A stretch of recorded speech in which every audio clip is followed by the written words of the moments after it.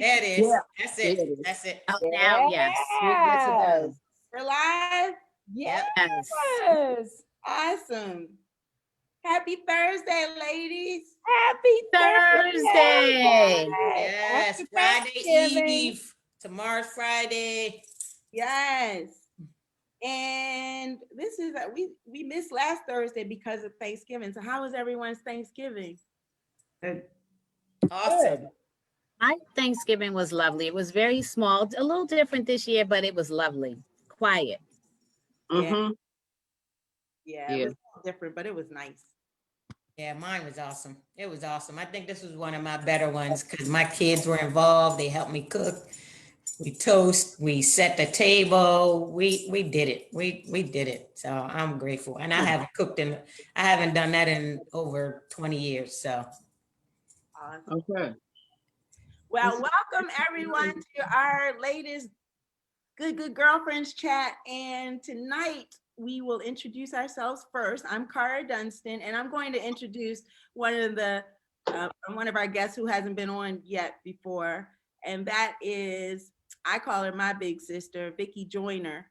And Vicki will be sharing with us later some of what she's been working on, but we're just happy that Vicki's here. I think I've known Vicki almost my entire life. She and my older sister, have been friends. She just told me since they were 7, and my sister is 8 years older, 7.5, almost 8 years older than me. So obviously she's known me my entire life. So welcome, Vicki. We're happy you joined us tonight. Thank you. Glad to be here. that's my big sis too. That's my big sis too. Yeah. We're all from the same We all in the family. we keep it in the family. So Jeanette. I'll go because Jeanette, she'll finalize it. Yeah, she has to do her anyway. I love you, Jeanette. My disclaimer. Hi, my name is Regina Clay, and I am happy to be here with the Good Girlfriends, inviting you into our space. And we are just happy to sit here and chat with you and hope that you'll walk away with something tonight. Cool. I'm Juanita Tubman. I don't have a little introduction or anything, but I am happy to be here with the ladies and glad to have been invited a few weeks back, and I keep coming back. Glad to have you. Thank you. We appreciate it. Uh-oh, we've got to. That's me. I'm Bring your phone up, big sis.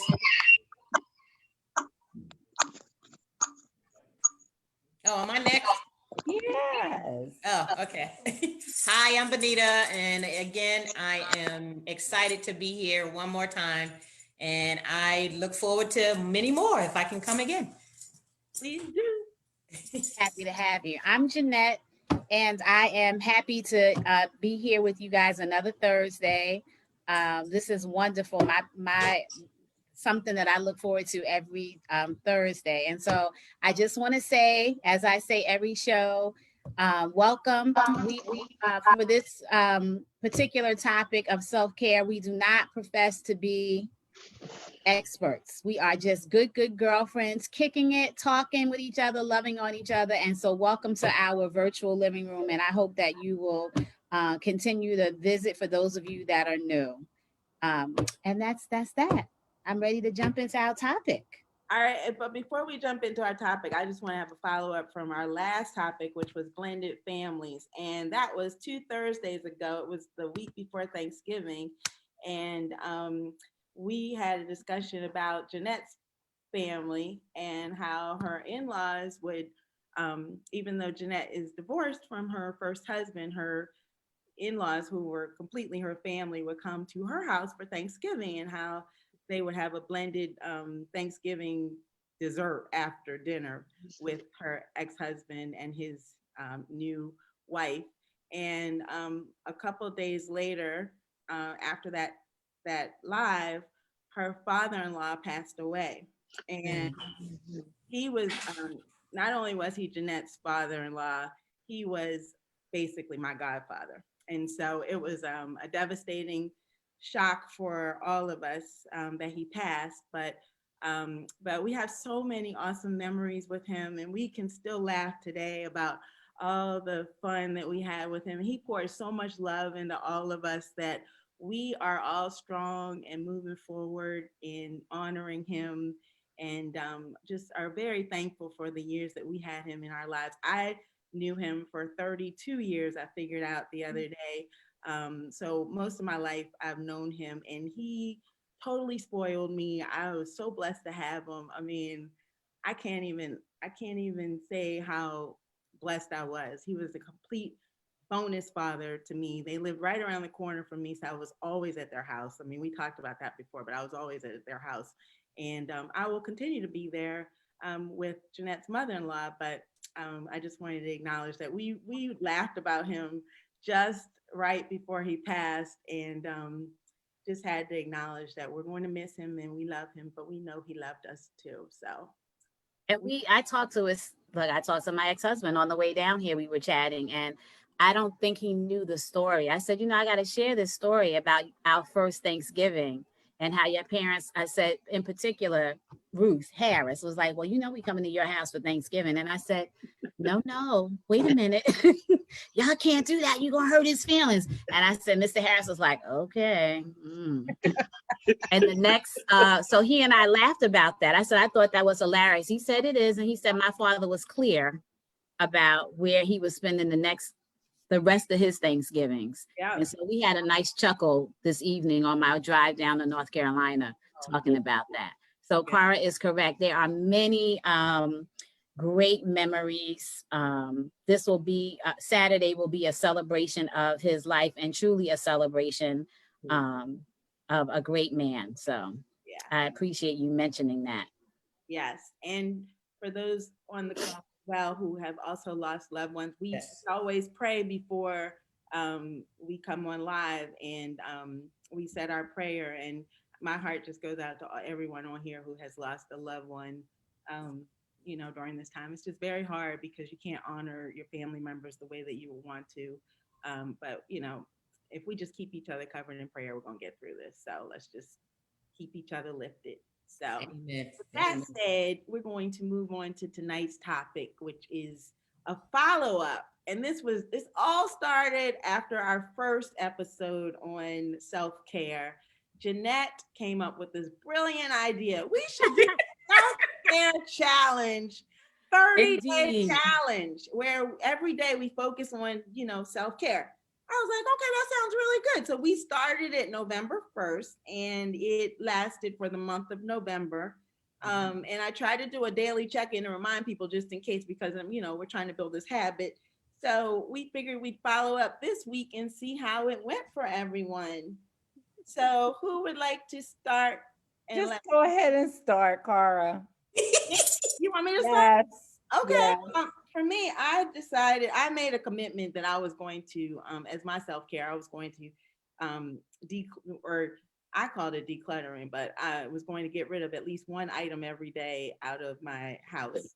And so I did. I stuck to it, and I'm continuing to try to declutter. But what I learned from it is that I have an emotional attachment to every little and big thing in my house. I have a problem. I mean, it is a problem. So I am building the muscle to learn to get rid of things, and I understand that I need help. But I also am, I'm thankful that we did that challenge, because even though I think I do a pretty good job of self-care, it just really emphasized the importance of doing something daily for yourself. I mean, I know I take time for myself when I need it, but now I'm really, really every day I'm like, oh, what did I do for myself today? Let me make sure that I prioritize myself. And there's really no reason I shouldn't. So that was really helpful for me. So that's about it. So I just have a problem though. I'm like, At least you can admit it. That's the I was first gonna step. say acknowledging That's is the first step number one. I got a long ways to go, but that's step number one. I don't think you're by yourself. No. And it's good that you stuck with it every day. Yeah. So I will say to you all, in full disclosure, Come on, I full did not, I didn't stick to, like I didn't really stick to any one thing. You know, I was like, all right. First, the first day that we said we would do this, when the show ended, Cara said, I'm going to do X. What are you going to do? And I said, you know what? I'm going to ride my, stationary bike and do that for myself. And I didn't get on that bike one time. I'm going to be very honest with you. So, and every day I would talk and Cara would say, what'd you do? So then I was like, well, I need to declutter. Let me declutter. So I did start doing that.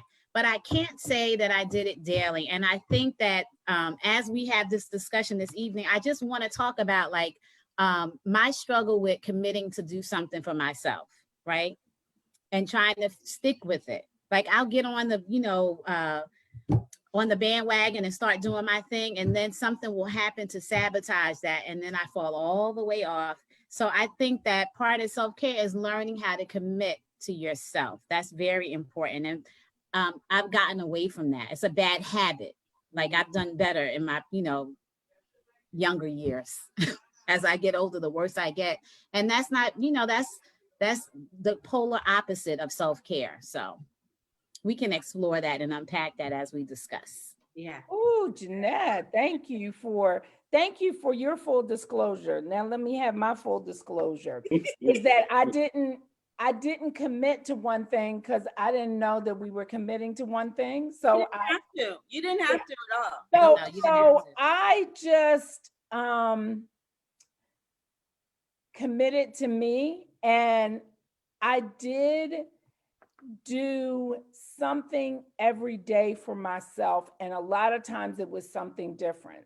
Like I remember like one of the things for me, because I'm an entrepreneur, because I'm social, because I'm on my computer all the time, and I'm always working, I'm always thinking, I'm always strategizing, so the day after, I know the day after Thanksgiving, but a couple other days, because I couldn't have gotten all these shows in if I hadn't.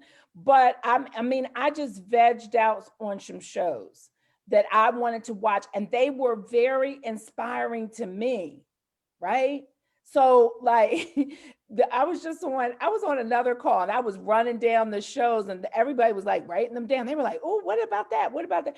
But I did that for me, because that was enjoyable for me. Journaling was something that I did commit to every day, and I did stick to that. And my stationary bike is coming in 2 weeks. You getting a Peloton? My brother bought it for me. Oh, we can ride together. I know. Well, he didn't buy it for me. Let me be clear. Let me back up. He did not buy it for me, but we're sharing it. Okay, that's good. Yeah, which is great, right? But he, and so I'm very excited about that, right? Like I'm excited about that. So I'm really going to, because I love spinning and cycling. So I really want to commit to that. I have friends, I've already told friends, I'm adding people on it. So I'm excited about that. Well, add me on it. Maybe that'll get me going. We can hold each other accountable. Okay. I don't know. I haven't. I love spinning too. I just haven't committed to it. Yeah. Yeah. I have a girlfriend that had the same thing, and she had the bike in her house. And before COVID, I was going to go over, and I was like, you're not riding the bike? Well, I'm going to ride the bike. This is before COVID, but now, Riding the bike now, Regina? Huh? Is she riding the bike now? She is more than she was. Okay, that's good. Yeah. Anybody else can jump in? Yeah, anybody jump in. Oh, okay, I can jump in. I did start with a consistent one. The one your mom gave me really resonated with me, Cara. So I got dressed, I looked in the mirror, and I said, "You're cute." So I did that for the first I did it for 2 weeks. I did it for 2 weeks. That's awesome. And then I changed. I like we talked about before in the other one, I started feeling another vibe for something else. And I actually I juiced for a two week period too. I detoxed my body, I detoxed my mind, and it felt great. I bought myself a juicer, and I went and got some fruits and vegetables, and I just experimented. I did my own little juices, and I felt phenomenal. I went back a couple of days to my checking on, myself, dressing up and everything, and then I committed to some fitness challenges too. So I started, really listening to my body, really trying to, stay on that regiment. And it really built my self-confidence, because I'm not gonna lie, the devil tried to steal my experience and wisdom that I have in fitness. I've been a fitness instructor for over 30 years, and I got like, I didn't know what I was doing. My confidence went down. I didn't want to share with nobody. And God reminded me, you have something to give to somebody. So I was grateful. That helped build my confidence and remind me that I got wisdom in that. So I can share it. And I'm actually a part of a group from Poly, Cara, that we started a challenge, and we go on there and we check in with each other to encourage one another. And it really helped boost my confidence again. So thank you for that challenge. And then I'm moving over into December. I have some friends that we had a Zoom self-care day with. She made us draw out a calendar and put at least 10 items on there every day that we're going to do something. She said, do something physical, mental, spiritual, and emotional, and then give me something fun. I want something fun. I want you to do the rest of it to be fun days, and fill your calendar for the month of December. And it made, you talk about accountability, Jeanette. She made us put it on the wall so that we can see it. She made us put it in our phone to give ourselves alerts. It was awesome. It was beautiful. So Can you repeat that? Can you repeat? I like it. Can you repeat that? You said physical, spiritual. I'm trying to take notes. Mental, physical, spiritual, mental, and emotional. and emotional. And fun. Don't forget the fun. And then fun. Yep. Fun. And then fun. And fun. Fun. That's good. Well, you look fabulous. So whatever you're doing, keep doing it. That skin is on fire. I love it. Thank you. So keep doing it. Yes. Amen. And daily, I look for you on Facebook to encourage me daily. I'm like, is Bernita walking yet? Let me see if Bernita's walking yet. Every day. So Yeah. you're blessing people. You may not know all the people you're blessing, but you're definitely blessing people with your walk. And challenging myself. That's the blessing too. Yeah. I'm challenging myself to push myself to win back who I am. So I'm That's grateful. I'm grateful. Very good. Very, very good. Wow. Vicki, Juanita, you want to share anything? Come on, twin. I'm not good at, I didn't do it for 30 days. It's a bad habit that I'll take care of everybody else before I take care of myself. But I did a few times, like, had my bubble bath, or got dressed up and put something cute on, and said no. That's good. That's self-care. very good. That's a big self-care. Yes. Believe me, because I Amazing. would push myself to do everything for everyone and don't know how to say no. And I finally did. So that was a big deal.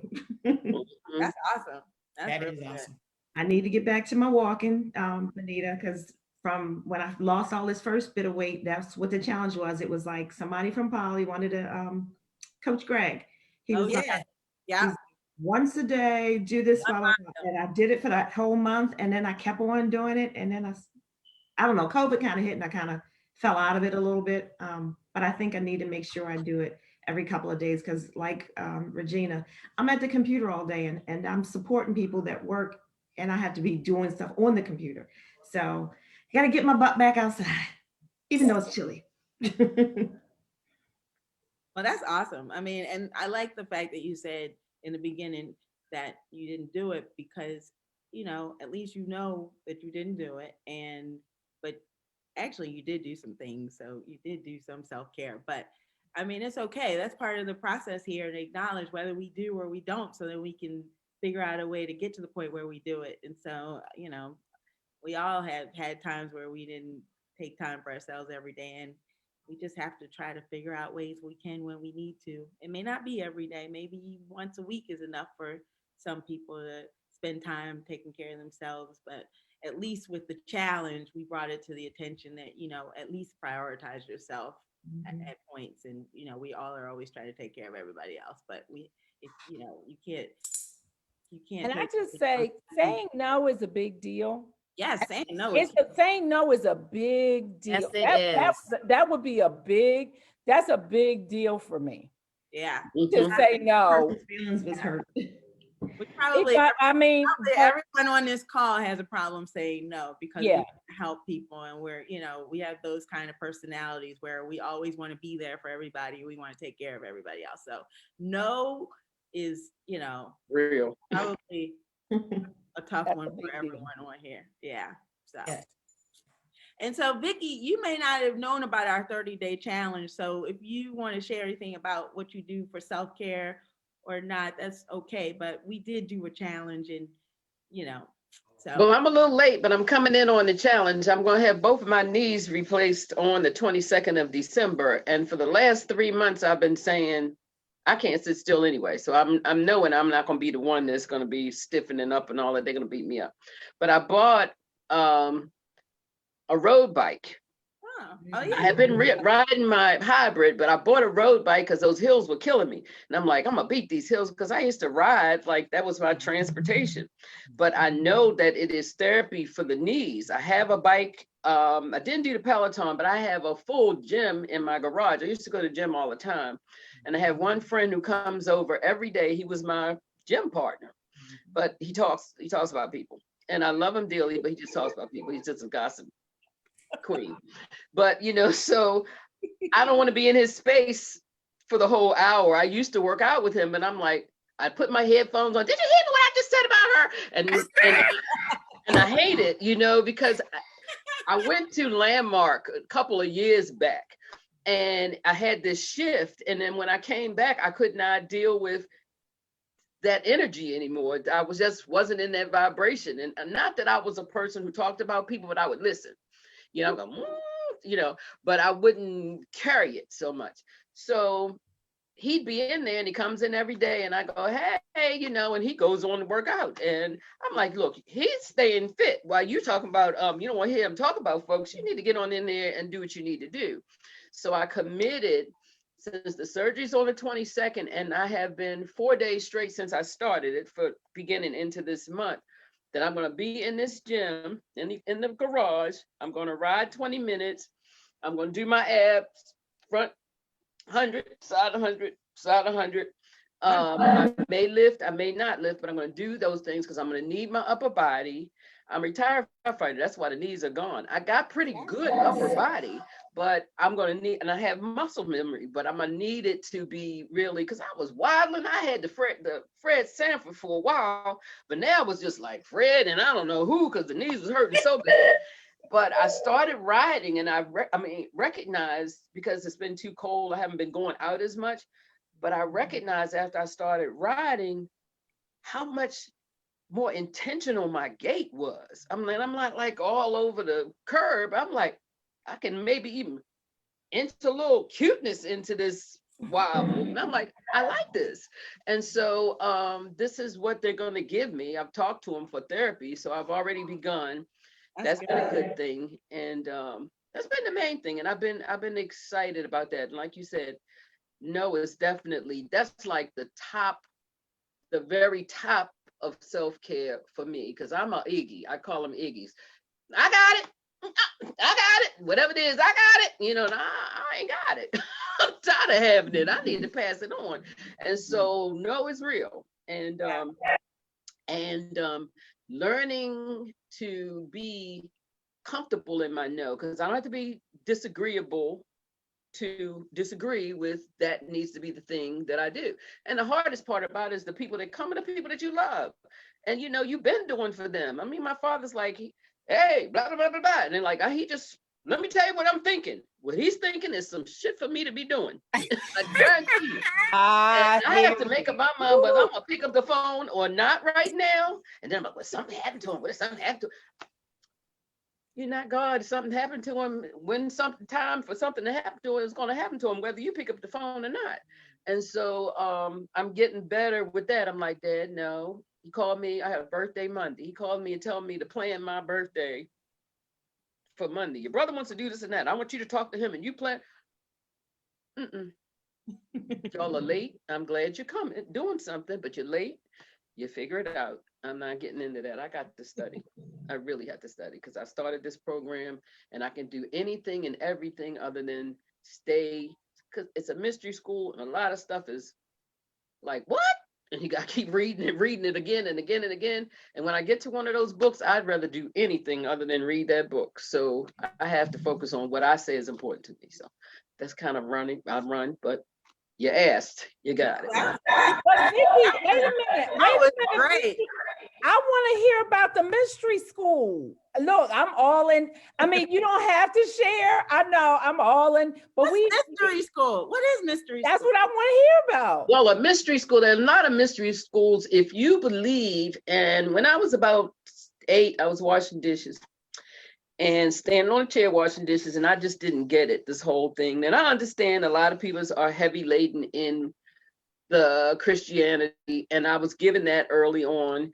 And I'm real clear from my experiences in life. I know there is a God, but I also, from all the Black history stuff that's been given me in my life, and Constantine and all of the other stuff, have some places where I scratch my head. And so I did some studying with Ephi and some Santeria and all of this stuff, because my grandmother was from New Orleans. All of this stuff kind of all blends together. And mystery schools are a cult because they call anything a cult that is not mainstream. But what they're doing is putting together the spiritual vein that runs through all religions, so that there's some basic groundwork that you have to call it a religion. And so I have been more geared in my life. I started thinking, how can you call yourself a whatever? Because the basis of all of it is love. And if what you're saying is, if you don't do this, I can't love you. If you don't do that, I can't love you. That's the world. So if nothing else, I got a lot of things that I got from my parents, that I got through 50,000 years of Sunday schools, that said, hey, look, be in the world and not of the world. You made the world. You're making the world, the church, the world in my eyes. So I know I'm a healer. I have had readings. I do Reiki. I have healed things through the grace coming through me. And so I know I'm on the right track. I'm doing what I'm supposed to be doing, but I'm just learning. I'm eager to learn more about spiritual things, because to me, you really got one. It's got, like, I say, you're either on the beam or you're off the beam. That's the beam. And we're always on it, even though we might stumble a little bit, we're always on it. And those people who say, nah, I can't, I'm not fighting you, but I'd rather be in a group that is, because I did practice Buddhism and I have for years, off and on, and you can be that. You can be this and that. But, we're so, and particularly as Black people, we're so slave entrenched with all that stuff that, oh, I can hear Master gonna get you in the background. And I know that that's me, because that's some of my father's rebellious stuff, even though he's taught Sunday school. But some of that stuff, after I started reading and digging into it, made a lot of sense. And some of it doesn't make sense. And when people say, don't ask because I don't know the answer,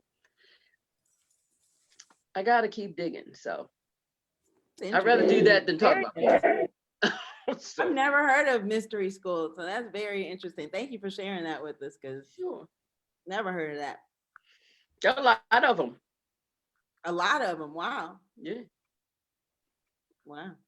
Anybody else? Deals with more spirituality aspects of, Yes. like, we are spirit. So it's kind of just deals with that part Yeah. of the human Yeah, experience. more that than the dogma of what all the things that make us one love, one body. Like to say the body of Christ, we're one body unified by love. And anything anything other than that was making us less and is divisive. So that's the theme. Hmm. So is it like an online program? How is it self-study? Like what? It's self-study every year. I mean, every year I'm in my third year, and every year I get a whole syllabus and a whole bunch of stuff and 6 or 7 different books, and they're all out of the 30s and older, and colloquial language, and you got to spend more time with the dictionary than the book, but excuse me. And so now this year, the first year was all about death. Most of it was about death, and what the soul does, or what's believed that the soul does. And it was really interesting to me because that was told by one of my readers years ago, that you have a gift, because I have walked a whole lot of different people, at least 4, maybe 5 people to the other side. I was with you, watched you, talked to you, help you breathe to the other side, saw you look away, reach, all of that, so, and I never was afraid of death. So that kind of, you have to be that if you're going to be a comforter, because we came here getting closer to leaving here every day. So that was the first year. And then this year, the second year was more in kind of a dogma, and you explored the world religions and what each one of them believes. And this year is more about spiritual healing and laying on of hands and removing evils from people before you become a channel and stuff like that. So that kind of goes, this is more interesting because it kind of goes side by side with my Reiki practice. So Interesting. Wow. Very interesting. One of the things I wanted to mention this in terms of self-care, because Jeanette, what I heard from you, and I think Q, I heard from you too. You don't mind if I call you Q? Okay. One of the things I heard sometimes, and I think sometimes this happens with people, and I actually heard this from someone else, so I'm passing this on. A friend of mine, she talked about the fact that she started out doing 10 minutes of some kind of workout, some kind of lifting. Like, I think that she even, like, if she had hands in her house, like not weights, not a whole gym, not, just 10 minutes. She did 10 minutes. Like, she challenged herself for 10 minutes every day, not 30 minutes, not 45 minutes, not an hour, but 10 minutes every day. And she did that for 30 days. And by the end of the 30 days, she was up to like 30 minutes. yeah. So sometimes we have to take incremental steps, right? Like the first time you say no, like you're like, oh, I said it, but then the next time you say no is going to be like, no. And then you're going, like, okay, and I'm moving on. So I think a lot of times in self-care, especially for us as African-American women, I think we have to take those incremental steps, because sometimes when we take like the whole, like if I say I'm gonna get on the Peloton every day I'm gonna ride for 45 minutes. Like, that's too much. Well, I can tell you right now, I'm not riding for 45 minutes. That is too much. I know, but I'm just saying, right now, maybe later, Lord, hopefully, but not now. But I'm just saying, like, if I just get on it and do something, right? Or, I mean, I know that for me, just in terms of, what you were talking about, Vicki, I know for me, for meditation, that's exactly how I started. I started with 5 minutes. I now meditate 20 minutes, 2 times a day. Wow. That's awesome. 20 minutes, 2 times a day. Yep. I do too. And it's nothing like it. It's nothing like it. And I can't even see how I wouldn't do it. Yep. But I'm saying I didn't start. And when I started, I was trying to do the 20 Yep. minutes like everybody was doing, right? Yeah, And I yeah. was like, oh, I can't sit still. My mind, I was doing all of that. Yep. And so sometimes we have to start out in the incremental steps. I just want to throw that out there. I You think know that what? that's A piggyback to that, Mhm. 3 minutes. I was challenged to do 3 minutes. I keep a journal beside my bed. When I go to sleep, Alexa, give me 3 minutes. Write for 3 minutes. And I guarantee you, whatever is bothering you, whatever is tantamount right now in your world, it will end with a period at that 3 minutes. Yep. And do the Woo! same thing in the I like morning that. when you get up. try that. I really like that. That is it's got boundaries. It's out of my head. I'm ready to walk. That's really Oh, I good. like that, Vicki. Yeah. Yep. I had a thought about when Q said that she said no, and I thought to myself, I was like, yeah, sometimes I have a problem saying no. But I think about it now, and I'm like, when I was younger, I was really good at saying no. The older I get, I'm not as good at the no, the one word sentence. But when I was younger, I was much better at it. And I don't even know where that comes from. I mean, but I had boundaries, strict boundaries when I was much younger, but now I struggle with it sometimes. Or even if I do come to the no, I've thought through every possible way I could possibly help before I say no, Do it. Yeah.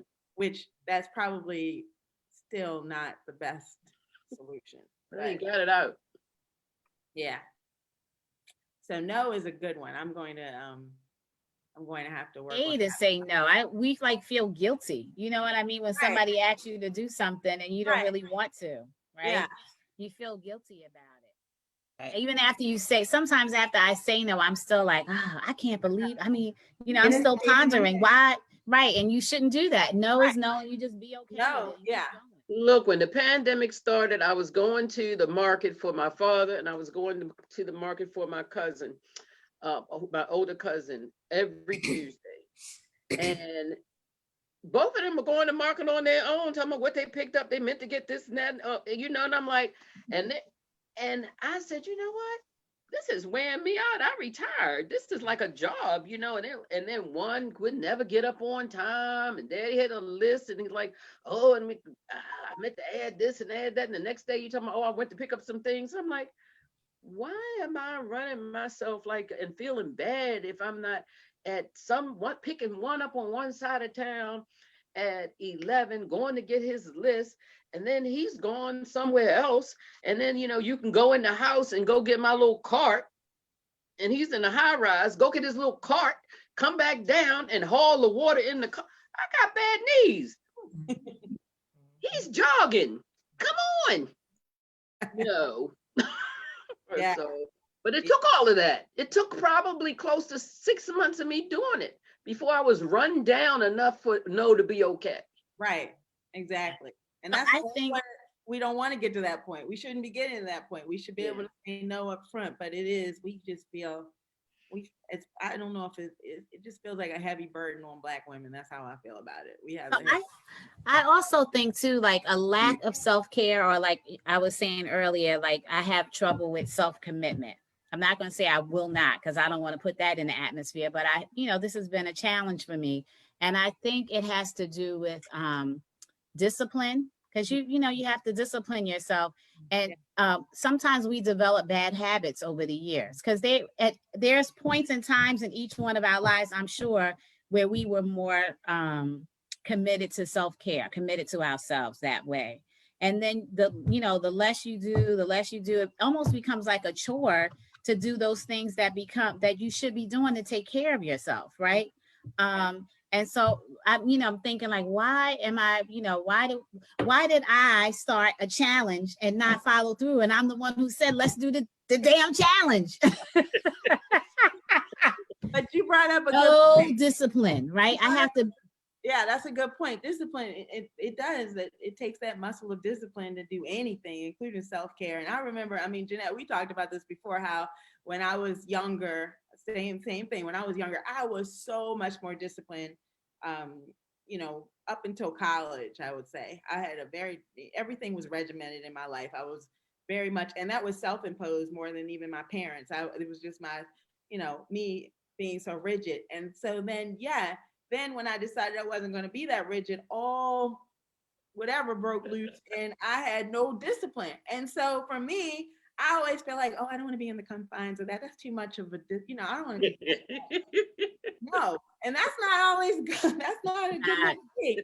So just in that example, back to what Regina said, I set myself what I considered a small goal, but and I think I talked about this on October 5th, after my birthday, the week after my birthday, and I had eaten enough cake, I decided that I was going to start the green smoothie modified cleanse, and was not going to eat any sugar until Thanksgiving. And I stuck to it. And that was important to me that I stick to this, because I don't have too much stick-to-itiveness on anything. So I was like, just commit to yourself and do this for you. You have to do this for you. Like, it was, it wasn't about, I was thankful I did drop some pounds, but it was more about just doing something and sticking to it. Like, I had to do that. And I did it. And I was really excited that I completed just what I asked myself to do, because I can't remember the last time that I'd actually stuck to something that I said I was actually going to do. Like, that was, that's part of my self-care, is to be able to have more discipline in my life. And same thing. That's the whole reason why I have so much stuff. It's because I don't have any discipline. Like, and it's like, you don't need all this stuff. Why do you keep buying stuff? I'm steadily trying to get rid of stuff, and steadily online on Cyber Monday buying stuff. This doesn't even make sense. Like, I need to figure out how to become more disciplined. So that's now my own personal challenge for myself. And I'm taking it with baby steps. So I didn't buy everything that I wanted on Cyber Monday. Just some things. Most Absolutely. Well, that was good. right. I didn't buy all of them. And I want to piggyback. I want to piggyback off of what you just said, Carl. Through my walk and my experience, I was the same way. Very rigid, very, very, very, very, very, very rigid. I kept a to-do list like no tomorrow. You could not tell me that something on my to-do list was supposed to be on there for tomorrow. No. If it was on my to-do list, I had a time, I had a date, and I was like, I'm going to fulfill it. However, I had to learn balance, because that rigidness took me to depression. It took me to, you too perfect. I was too perfect. I had to cross all my T's and dot all my I's. And that depression fell on me, telling me, you can't do it all. You're not perfect. Yeah. Give yourself some grace. Yeah. Give yourself some grace. Yes. So I'm so thankful. And to this day, I'm thankful that I'm on the other side, and I understand the reason why I had to go through that depression. Yeah. I'm grateful. I'm grateful that God took me through that, because now I discovered me. I discovered I wasn't looking for me. I wasn't. I was looking for the perfect me. I was looking for the perfect person that had to impress everybody and do and God said, no, baby. No, your perfectness is in me. So let me take you back a little bit and humble you and let you realize that there's a balance. There's a balance in that thing. Because if you're too rigid, you can't find me, because I'm spontaneous. My love is spontaneous. It comes with that spirituality, like Vicki said. It ain't in no book. It ain't in no religion. It ain't in nothing but my personal relationship with you. Can't nobody tell you that nothing about that relationship but me. So come to me. I'm going to take you down a little bit, and I'm going to show you how to rebuild on me. So I'm so grateful, because now it's a balance. It's a balance on that thing. I keep a to-do list, and I was going to share that with you, Q and Jeanette. I do keep a to-do list, but the reason why I keep a to-do list is because it holds me accountable that I have something to reach for. I got a goal, I got a dream, I got something that I'm gonna reach for. But I don't get mad at myself if I don't fulfill it that day. I'll just put it on for the next day, and I'll put it on for the next day, and I'll just keep putting it on for the next day. And it's just a reminder to me that I have something to look forward to accomplishing. And I give myself grace. If I don't accomplish it, it wasn't for me to accomplish at that time. It's in God's hand. It's in God's timing. It's just a vision that he's given me of something to come, something to look forward to. So that's, and like Regina said, baby steps. It's scriptural. It's make them memorials. Go back to them memorials of them little steps that I took you through, and you be grateful for them little steps that you do. So I'm grateful. I mean, and myself, I was talking to my best friend the other day, and she's going through a lot. You talk about death, you talk about mental health, you talk all of it. I said, how do you do it? She said, I don't play with my mental health. I don't play with it. I take it serious. She said, every single day I take it serious. I'm intentional about building myself up, because if I don't build myself up, I'm no good to nobody else. So she said, I am serious about it. If that's the one goal that I keep for myself, is that I do something to take care of this. And I said, man, you right. So she just kept on saying intentional, be intentional. And I'm grateful that that's been a part of my journey. I've learned a lot about therapy. I learned a lot about self-care. I learned a lot about mindfulness, meditation, and I'm so grateful that those tools, like I was talking about, I got this toolbox, and those tools are in my toolbox, and I know when I need a hammer, or I know when I need a screwdriver, and I know when I need to nail something or screw something or unscrew it or put some plaster on it, whatever. And I'm so grateful for all of my tools that I've given. So I'm grateful for the journey. It wasn't easy. Lord knows, just like you said, Regina, it ain't magic. That thing don't come overnight. It's the getting up. It's the wiping your knees off. It's all of that. It's all the growing pains. It's the fighting. Even in the meditation, you just be fighting. You just be like, I can't do this. I can't do it. How do you stay still? How do you keep your mind from going crazy? But then the more and more you're intentional, like you said, the more and more you do it, it's like exercise. It's the same thing. And I teach my people that. I teach my seniors that. If you a couch potato, be a couch potato, but move that arm while you being that couch potato. Move that arm. I love it. Water bottle in your hand. You better Get a say it. broomstick or something. You ain't gotta have no weights. You ain't gotta have nothing. Just move your arms. Move your arm. You know, See, something I like like that. they're watching TV. I don't care if you're a couch potato. Lift a knee up, something. And that's what I teach, because the more and more you're intentional and you do it, it becomes that habit. It becomes that good habit. So I know I talk y'all to death too, but Oh, that's good. I'm But grateful. you brought up a really good point in the fact that for you, being so rigid manifested itself through depression, and I am a true believer that it will manifest itself in some form or fashion through your body to signal you to stop. For me, when I was in college, same thing. I was so rigid all the way up until my junior year of college, and then I became ill, and I was on a full academic scholarship, and my scholarship was in jeopardy because I was ill and I had to drop a whole year of school. But that was God getting my attention to say, hey, you can sit here and worry about that, or you can trust me. Now, the problem and where you were smart was you realized you needed balance. For me, I was like, I'm just not going to be like that anymore. I'm just not going to be disciplined. I needed now to get back to the balance. But now I see where I went wrong with that. Like, I was just like, well, I'm not going to be like that anymore. I'm not going to be rigid at all. And I went to too far to the other side. Mm-hmm. So now, many, many, many years later, I'm working on getting to that balance point. And so, but I do believe that it will manifest itself in some form or fashion to get your attention. Amen. For sure. I think the balance is important. Like, I've never been rigid.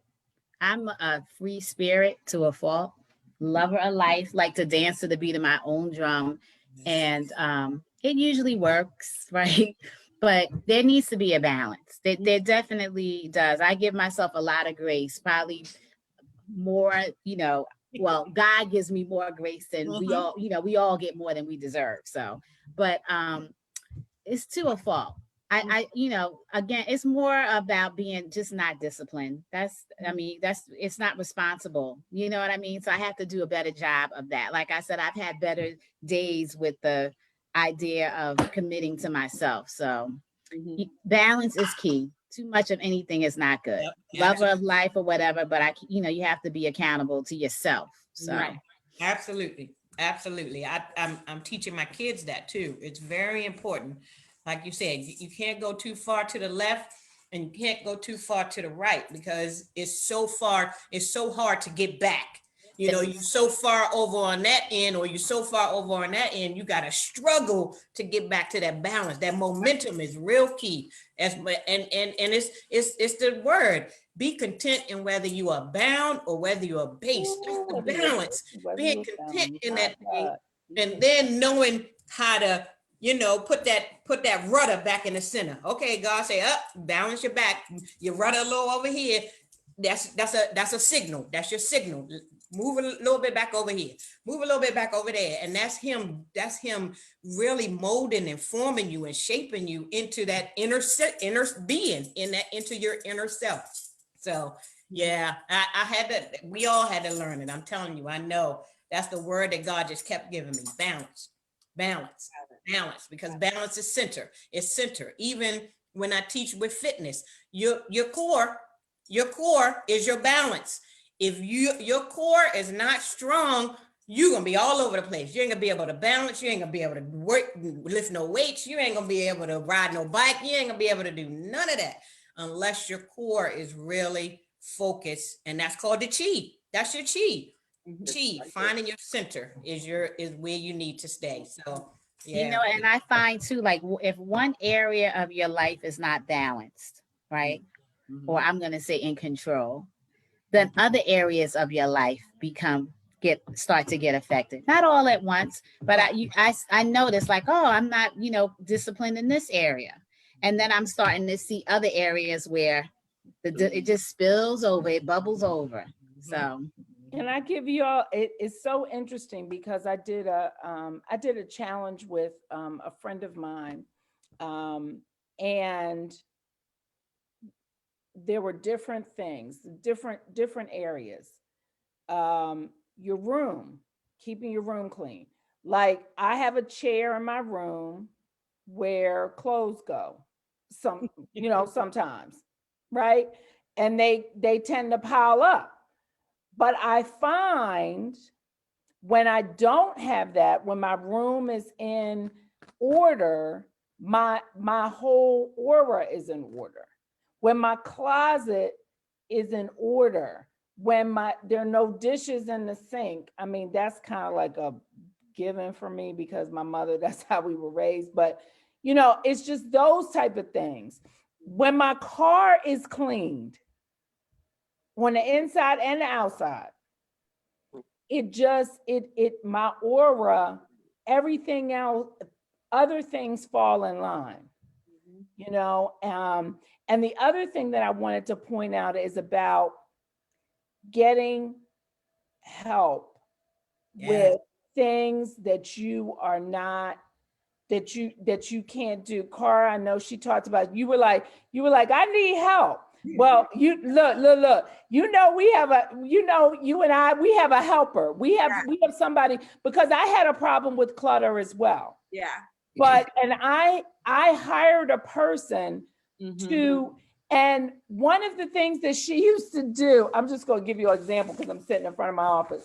So she would have these papers and she would say, this is from when your kids were in kindergarten. I was like, oh, but I like those ABCs. She said, but you have a whole notebook of when, and just little things like that, or clothes that she helped me to get unattached, so much so that since she has come back, when she comes back, we go through different places in my house because she's like, because I'm like, throw that away, throw that away, throw that away. She's like, oh, you just are going, because she had to help me to learn how to get unattached to things. Yeah. Yeah. She helped me too. I just need her to come back after COVID because Yeah. I know that I can't do it by myself. I know I need that person. And I remember when she came to my house, my husband was like, why do you have to hire somebody to throw your stuff away? Like he didn't get it. I'm like, I need help. I can't, I'm attached to it. And she was able to help me, not somebody that I knew very well. So she wasn't attached to anything. So she was able to say, do you really need to keep this? And you know, if I came up with a good enough reason, she could say, okay, well, let's organize it then so that at least you know where it is instead of just having it. But I know I need that person to help me because I can find a reason to keep everything. I am a very sentimental person, so any card anyone's ever given me, I probably have it, and that's a million cards. And I mean, every little thing, it means something to me, and so I just need someone to help me understand that you can still have memories of these things, but you can throw them away too. So, and she's very good at that. I know there are a lot of others out there. So maybe one day, if anyone's watching this and you know of someone that we can feature on here, because we definitely need to do a session on decluttering on this show. But if you have any thoughts on people that can help with that, share them with us because we would love to hear from them. But yes, the one that Regina and I used was very good at it. So you can share her information as well if anybody's out there. I was gonna say post-COVID or even now, maybe she can do Zoom decluttering, help you do it over Zoom. Yeah. I know. Yeah. Because listen, when we got to my mother's home, I said, it's spotless in here, right? I said, it looks great. This is how I want my house to look like when I come home. She said, well, how you leave it is how you find it when you return, Jeanette. That's a mama statement. That's a I was like, well, what? how you leave it is how you find it when you return. I said, that's true. I'm working on something. She said, that's what you always say. You're always working on something. That's the free spirit. She's working on something. Listen, let me say something to you. My mother tells this story. She said, when you were about 5 years old, you were maybe a little older, you were rushing. And she said, your father said to you, sweetheart, you don't ever have to rush for anybody. And she said, and you never have since then. You never. She said, you have never, everything kind of in your own way. And she said, I don't know if your father should have told you that. You took that to heart. I took it all the way to like, you know what? You're right. I don't have to rush. Yeah. So she said, you were a little muffin and he told you that, sweetheart, you never have to rush for anyone. And she said, and you have not. I don't know if it worked to my advantage. Say it again. I need a teaspoon of that. Yes. Because I'm rushing for everything all the time. No. I don't know why. Hey, well, I look, don't like that energy in my body of rushing. Ugh. I got it. But here's one that might help. Now, I'm going to go back, but I did it for a year and it really was helpful. And this is helpful in decluttering your mind. I took my birthday and went back, or you could go forward 3 months. So you do it 4 times in a year. You find a local hideaway bed and breakfast that's no more than maybe tops 40 minutes away, but you don't tell anybody where it is.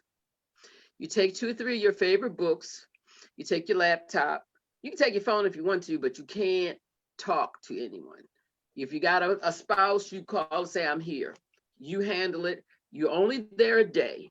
Bed and breakfast, the breakfast is going to be ready for you in the morning. You can walk around. If it's a little neighborhood, you can walk around. But in that day, I asked myself, the things I said I was going to do the last 3 months, how am I doing them? Am I not doing them? Am I doing them? What is it I want to focus on for the next 3 months? So you're doing it in quarters. So you get to slow your mind down and your world down into little increments. And sometimes you say, girl, you ain't do a damn thing. Because I had this thing about the declutter thing. I got 1,000 albums and CDs and DVDs that I don't ever want to see again. I said I'm working toward it. I said I was going to get to the top 100. Then I said I was going to get to the top 50. Well, I did actually pack up probably 7 or 8 boxes of DVDs and just gave them away. And I felt good about that. I still not down. I still got way too many of them around and stuffed in corners and piled all up. But you know, you find something and you commit in that little increment of time, like you said about the baby steps. You get your baby steps going, and you're doing a little thing, and you're making a list. So you get to kind of like give yourself a goal, a list of goals for the next 3 months, and you do one thing well. And the main thing is checking in with your own head for that 24 hours. And it's really, I did it every 3 months on the 7th December, 7th of March, 7th of June, 7th of September, 14th. And it really worked really well. And I was off of it. And I noticed we talk about not doing anything for yourself, because I found 1,000 reasons why, I don't need to spend that couple $100 there, you know, but what are you doing? Like Carver said, I'm on Amazon. I didn't spend it either anyway. It's out of the front of the door. And I don't know what that is. Boxes out there all the time. I don't know, what is that?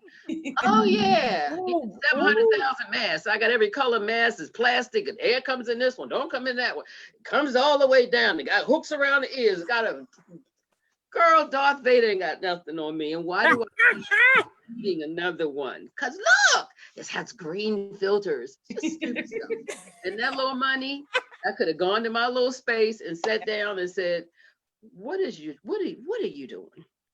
What are you? Be your best friend. Just you. What are you doing? I like that. That's a good idea. That is really good. And you just I like that and the 3-minute journal.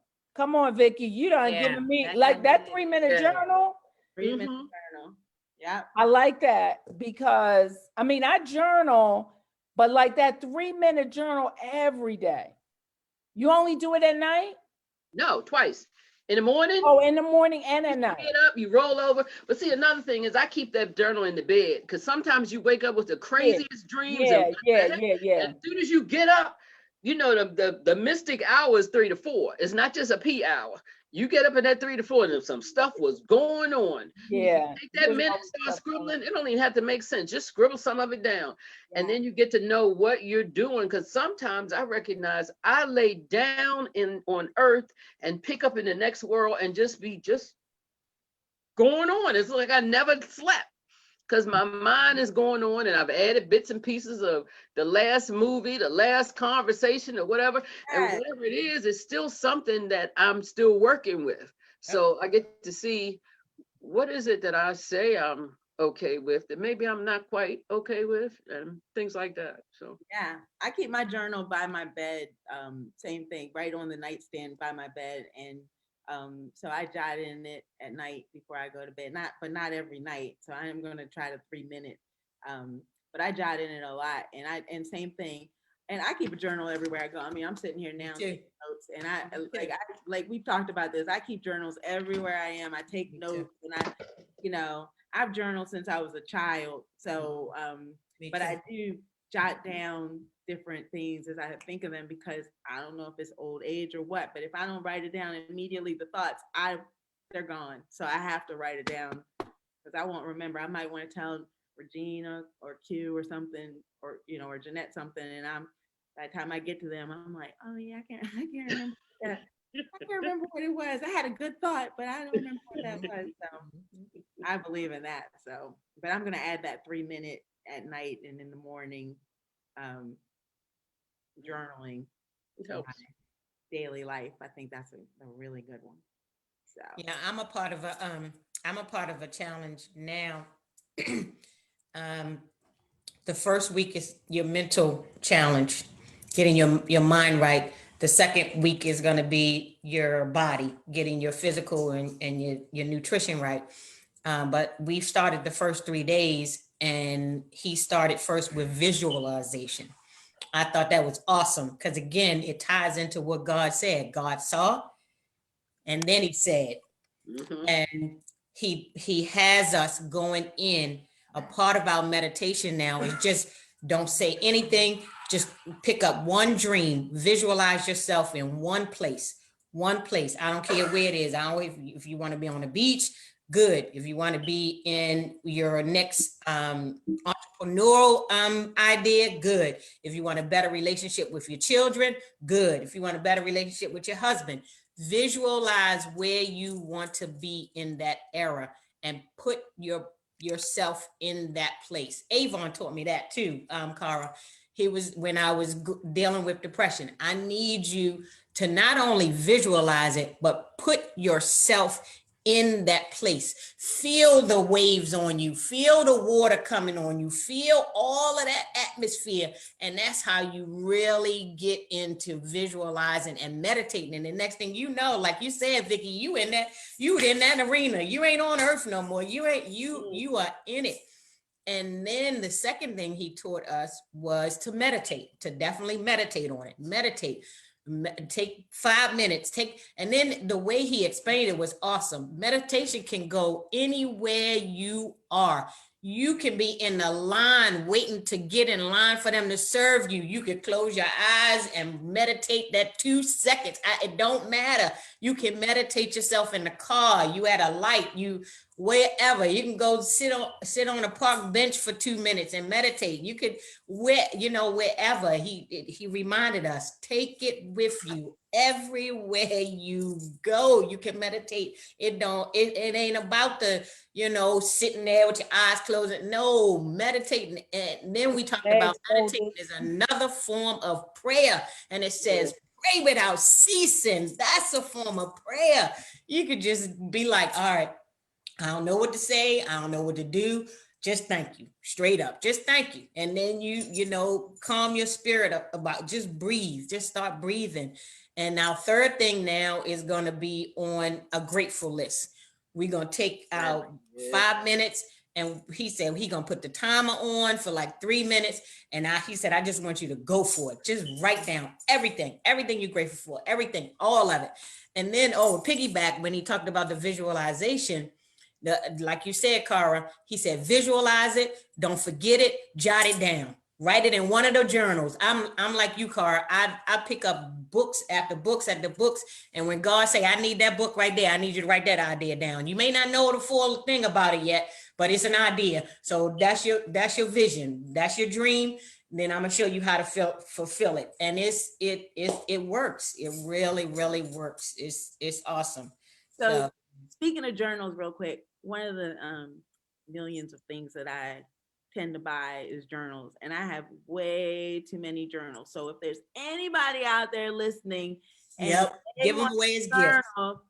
I'm willing to send one to you. All you have to do is send me an inbox with your address, and I'm going to mail you a journal, because I have crates of journals. I'm never going to use all these journals, or else I'll buy more before I need them. So I'm willing to send journals out. So if anyone's listening to our live tonight, and you want, or anytime in the future, and you want a journal, send me an inbox and I will mail you a pretty journal. Exactly. Yeah, me too. I have pretty journals. I have beautiful journals. I have tons of journals, and I want to share. This is why I think it'll be the way. You already put your hand on a couple, right, Regina? Yeah, they're all here. That's fabulous. Yeah. So go ahead. I was thinking about, like, I'm glad you mentioned the point about meditating anywhere, right? Taking it where you are. So I sometimes get these emails from Deepak Chopra, like free my God. They are meditation. And when they come, I do try to, sign up. And so what I, started doing was playing them in my car to work. I'm in the car for 40 minutes, and, I zone out, but I use that time to meditate. And some folks are like, well, you're driving, you can't focus. I'm listening. That thing is getting in my spirit, whether my eyes are closed or, so that is a good self-care thing to do. Like, whether it's Deepak Chopra or there's a, YouTube podcast that you can listen to. I think that, and I'm saying this, one, because I appreciate you, reminding me that, I take that type of stuff in the car at me all the time. But the other thing is we have to, when we're off, like when our center is off, our spiritual center, we have to know how to get it, try to align it back, right? So there are times when I wake up in the morning and I feel like my center's not off. And I'll play a gospel song or something that feeds my spirit, that reminds me to be grateful. Or Yeah. you know what I mean? So Whitney those are Houston, things I love the Lord. self-care. Yes. Yeah, we That's talked about that on the necessary first. self-care. Yeah, we talked about that. I think Bernita and I mentioned on the Yes. first episode when we talked about self-care, that for me, that's so important. Like every morning, I have to take a walk before I start my day so that I can hear gospel music. I play gospel music on my walk and it feeds my spirit and my day goes so much better. And I noticed on Monday, it was raining this past Monday. I didn't go for a walk. And I felt really anxious that morning, like for some reason, something I didn't even understand what it was because I typically don't feel that way because I've already been fed in the morning. And then I realized, oh my gosh, the only thing different this morning is that I didn't listen to any gospel music. I did pray, of course, when I awakened, but I didn't get the spirit fed to me through the gospel music. So I put some music on while I was working that morning and I felt so much better. So I'm clear that for my own self-care, I need the walk too. I really need the air and the, getting my steps in, but I also really need to hear music, the gospel music in the morning to get my day started right. So that's really important what you said about getting yourself back centered.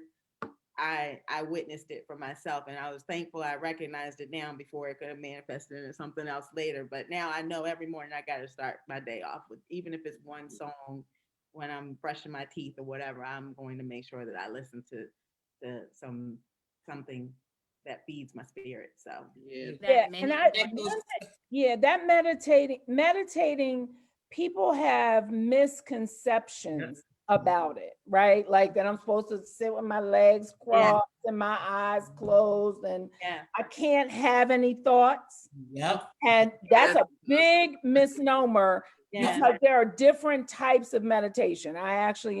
Me and my girlfriend are taking, we're getting certified in meditation.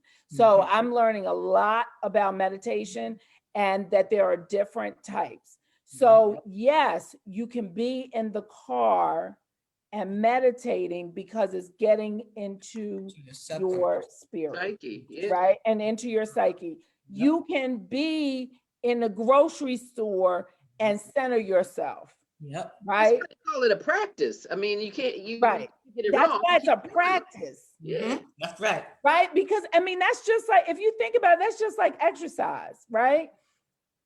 For your soul. Exercise if I exercise regularly, then I'm gonna want to park. I'm gonna feel fine parking far away and walking.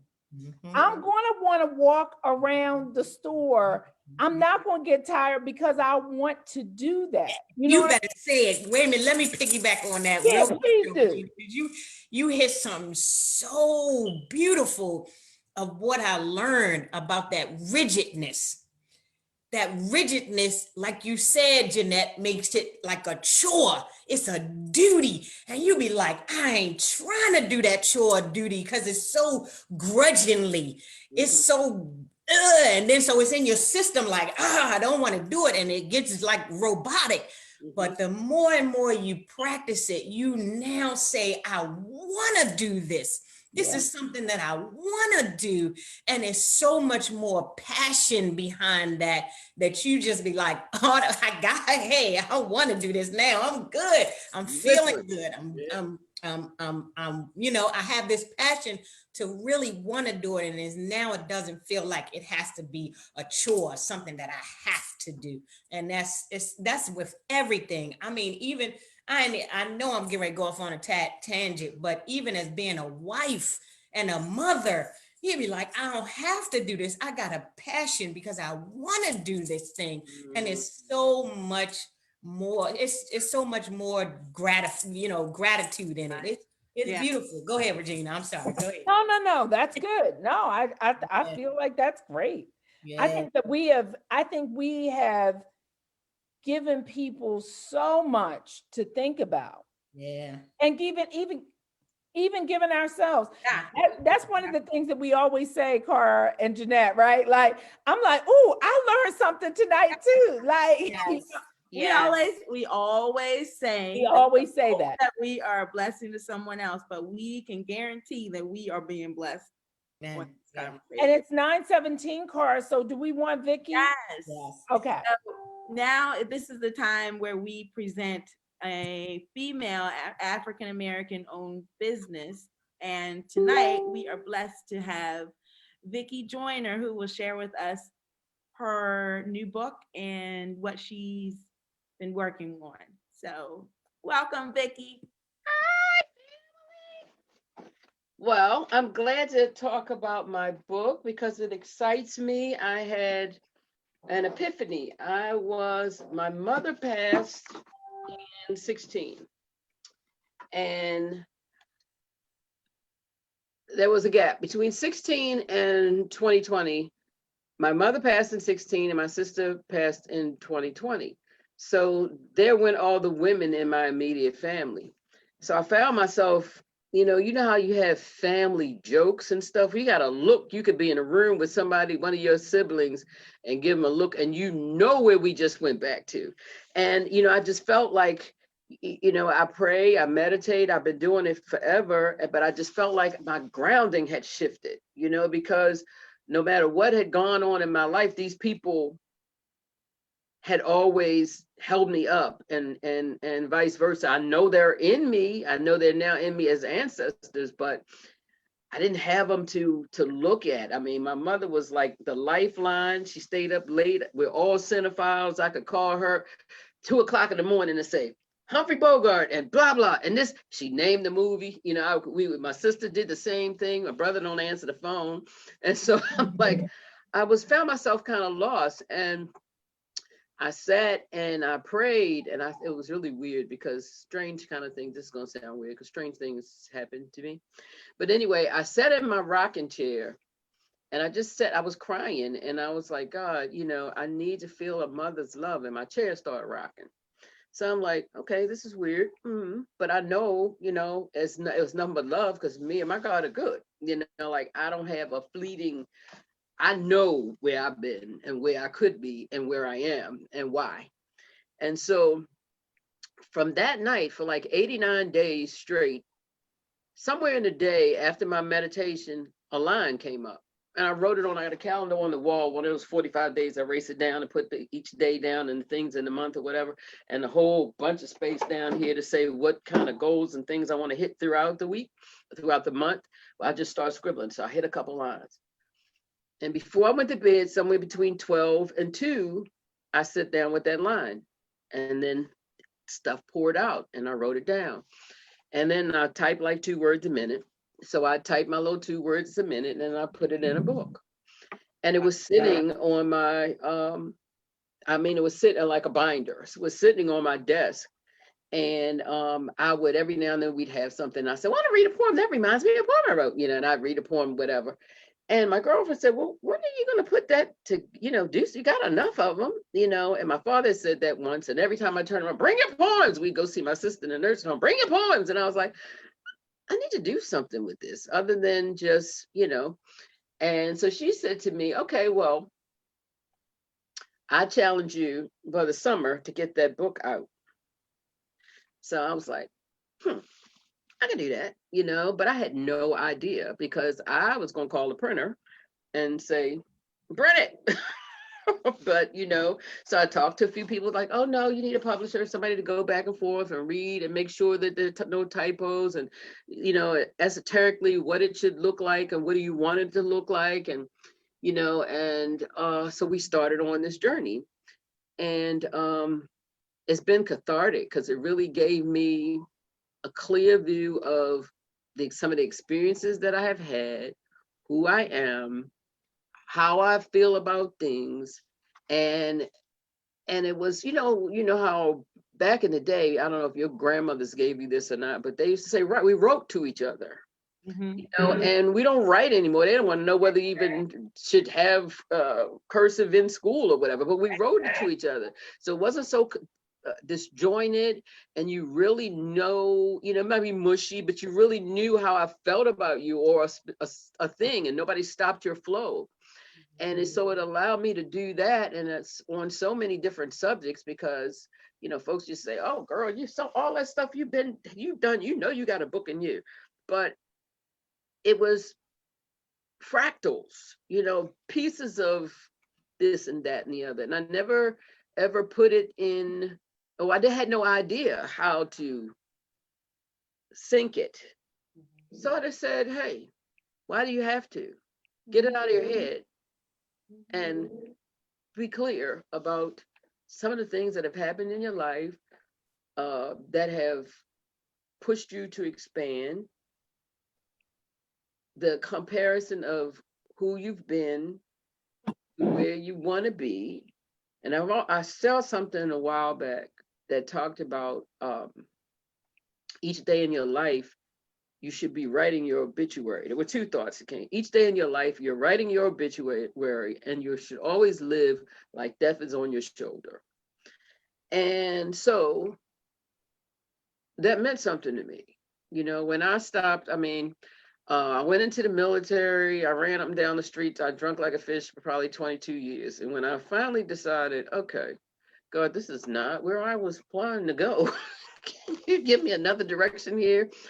And when that shift came in, all of the stuff, and like you said, you know, in the meditation, the things that they give you don't go away. You got them.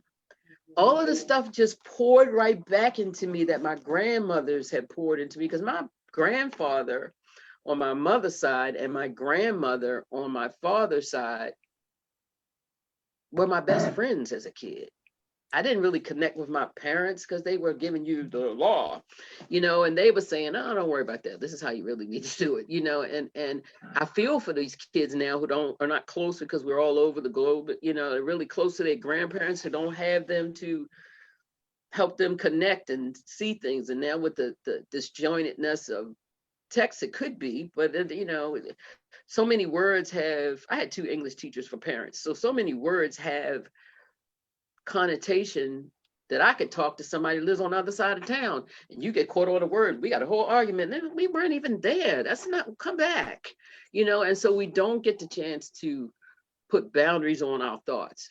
And so writing had allowed me, like journaling had allowed me, in poetry, because I grew up reading Nikki Giovanni and listening to Haki Maabuti, and Angela was coming up, you know, and so much of it was lost, but still it really wasn't lost, because I realized it was still walking with me. So it's been, I can't say it was really a journey. It was or a chore. It just was something that needed to be done, and Spirit allowed me to get it done. So in essence, that you had this self-care. I have 2 of them I want to read to you about self-care. Okay, what's the name of your book? The name of the book is Oya Transformation, Volume 1. That's the front. Here's the back. Nice. Oya is a deity in African religion who brings about swift transformation, swift change, much like winds come through and fires come through and take away the plains so that new growth can come through. And I felt like my life during that period everything had just been knocked down. And I was, you know, it was another time that I kind of had to rebuild from scratch, but now without my anchors. But then again, I still had them. I recognize it, and till I started writing and crying and writing. And so that's that. Okay. So First one. Is that's OJA? OYA. Oh, YA. Okay. Oh, Thank why? you. And you can get it on, I have a YouTube channel where I do oracle readings, and it's called Oya Transformation Daily oracle readings. But oracle is spelled, the last letter of E with oracle is a 3, which is the Trinity, the spirit number. Okay. And so right now they're working on a web page so that you can just push a button and order it. Right now though, you just It's $27.99. You pay for the book and leave me your address and I'll mail it to you. Okay, So the cool. poem, first of all, that I'm going to read that I thought was so appropriate for what we were talking about is acceptance. And it says, so what does it mean in regards to practical living? Acceptance. So what does it mean in regards to practical living? Accept no. No is a complete sentence. No does not have to be forever or for always. No is for now. No can stand alone. No is to be respected. Learn to say yes, accept no. Move forward with clarity, accept no. Learn to say yes. Wow, we completely talked about no. That is Wow, that's awesome. And when you were saying it, I was like, oh, that's my no, so wow. and, this one, well, I'm gonna read this one and I'm gonna read one other that my father read like he thought that was the best thing in the world. And you never know, this is so weird to see who connects to what and why, but he went crazy about that one. I was like, really? That wasn't what I thought you would like, but okay. But this one, because I was only gonna do two, I guess you got a minute, I'll do the third. They're not really long. You don't know what you got. You good? Go ahead. Okay, this one is called Ebb and Flow. I expand as I continue to anchor. Breathing in from my tailbone region up through my spine, blowing out through the top of my head all that garbage of the day. Breathing in, my roots catch hold of the soil that birthed me. Blowing out, I spew all that's left of an idea that anyone is going to always meet anybody's expectations all the time. It's okay. Breathing in, the current that gives me life. I am drawn in and called out. I cling to the earth and I soar through the cosmos. I am soothed by the wave. I am the wave, masquerading as Vicki. I am alive. I like that. Right, Gina? Right. Yeah. You've been Right. Yes, Right. Come on, Jeanette, we gotta give her some. I know. Listen, Right. I want to hear another one. I'm I like, know. who's I know, this is our poetry jam right here. What? Let me see, because see now, I wish I knew it. I got to run through it to find the page because I should have done, next thing I do, I'll put it in order in terms of alphabetical order instead of just how they flow. So it'll be easier to find what I'm looking for. Very nice. Yeah.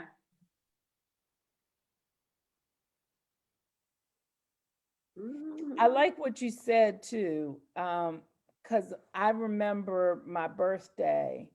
I got a card from my grandmother every single year of my life, a written out card Yes. with her name, like, and with a note. Yes. Every single year. And a beautiful little stationery in the middle. Yeah, like, you know what I'm saying? Like Like you mattered. I mean, I took time out. Yeah. You know, I didn't go to the dollar store. You know. Oh, come on. Ooh.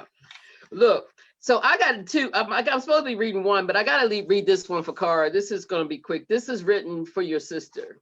Oh. Well, this was written. She inspired this. This is who she is to me. It's called Ms. Sprite. She's a muse. She's a pistol. She's a prayer. She's a walking miracle. Both Glenda and Alphaedra, because I choose not to take sides. I light up my life because she's in it. She has supported us all in some way. Me for 5 decades. Her presence, my blessing. I do my best to be there as well as in every way. I do my best to be there as well as in any way and every way I can. I love her. She is my friend. She is my mother. She is my sister cousin. She is my mother's sister. That is so sweet. And I got to give a tad bit of history is every time I wanted to jump off a roof or ride my bicycle down the stairs, she would say, I'm gonna go sit right here and go get your mother when you hurt yourself. And she did. That sounds just like her. That is like such a Karen statement. Yes. Well, what I'm going to do. That's awesome. That poem was awesome. It really spoke to her. And you don't you call her sister, cousin, or something I like call her mother sister. that? Mother sister. That's it. I was like, you call her something like that, mother sister. Yeah. Now this is my dad's favorite. I'm gonna shut down on this one. It's called Make Yourself Useful. The old folks used to say, make yourself useful. Well, I'm old folks now. I made myself useful. After coloring within the lines while hating the lines for what they represented, then I turned over the page, drawing my own design, being purposeful in regard to the forward movement of mankind and or movement of woman in turn to be kind, holding space for the unity of humankind. Lofty, you say? Never forget the influence of a single pebble. I can't love myself and I want to see you better. I want for you what I want for me. I want you to be safe and to be able to meet your current needs. I want you to be vital and excited by the innate ability to create. I want you to be responsible for your choices, even if that means only when you get caught for now. I want you to love as our lives depended on it, because they do. I want us to speak our truths profoundly. I want us to call forth the inner knowing confidently. I want our goal to be oneness with infinite intelligence. Why? Because it seems to be the safest route home. Now you go make yourself useful, please. I love that. Love it. Make yourself useful. I love it. Yes. Thank you. That That's awesome. Go, big sis. Go, big sis. Okay, I get went put me down first. I need to get my book. Okay. you said we go to the YouTube channel and Go to the YouTube channel and in the comments say, give me my book. And then Yes, you sir. go to PayPal, how do we pay? Oh, PayPal. Okay. PayPal or Zelle or Cash App, whichever one you, and just let me know. I paid for my book, and then I'll look. And some instant message, it's just too much stuff going on. But send me your address, however you contact me normally, and I'll mail your book out. Okay. Awesome. And I want mine signed, of course. With Yes, yes. Thank you, Cara. Thank you, Cara, for that. Yes. But you know, Yes, love big it. sis. Yes, put your little sis name down there. sister. Right, Your little little sis. sister. Put that little That's sister right. name on there. yes, So, but this was incredible. And I mean, God always works this out. We had no idea that you had a poem in your book about no, when we had a full discussion around Juanita. I was just sitting here burning. I'm like, no, yeah. I mean, it just worked out. So Amen. thank you so much for joining us. Bernita, thank you for coming back again. We Yes. appreciate it. And Juanita, thank you for being on with us this evening as well. And as we always say, we hope we have blessed someone out there. I want to repeat that if anyone out there needs a journal, please inbox me. I am willing to send you a journal. I have plenty and they're very beautiful. So I will send you a nice journal. But with that, anybody, Regina, anybody, Jeanette, Bernita, Vicki, anyone have any closing remarks? Thank you for inviting me. I enjoyed the time with you guys.